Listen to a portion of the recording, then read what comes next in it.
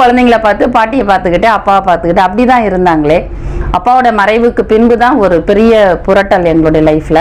அம்மா வேலைக்கு போக ஆரம்பிச்சாங்க. நான் வேலைக்கு போய்கிட்டே படிக்க ஆரம்பிச்சேன்.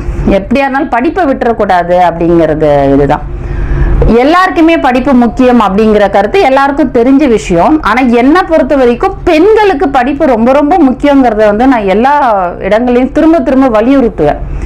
ஏன்னா என்ன வறுமை வந்தாலும் இல்ல சாப்பிட்றதுக்கே கஷ்டம் அப்படின்னாலும் நம்மள கேர் எடுத்துக்கிறதுக்கு ஆளே இல்லை அப்படின்னு நீங்க நினைச்சாலும் படிப்புன்னு ஒண்ணு இருந்ததுன்னா எப்படியாவது அந்த சூறாவளியில சிக்கி சொல்லந்து வெளியில நம்ம தப்பிச்சுக்க முடியும். அது என்னுடைய லைஃப் பெரிய எக்ஸாம்பிள். ஏன்னா நான் பிகாம் முடிச்சேன், அப்புறம் பிஎல் பண்ணேன், அப்புறம் பிஜிடிஎல் பண்ணேன், அப்புறம் டிப்ளமா இன் லேபர் லா பண்ணேன். இது எல்லாமே ஸ்டெப் பை ஸ்டெப் நானே வேலைக்கு போய் நானே ஃபீஸ் கட்டி நானே பண்ணதுனால நான் எல்லா இடத்துலையும் பெருமையாகவே சொல்லிப்பேன். என்னுடைய உழைப்புல என்னுடைய சம்பாத்தியத்தில் நான் எத்தனை டிகிரி பண்ணேன்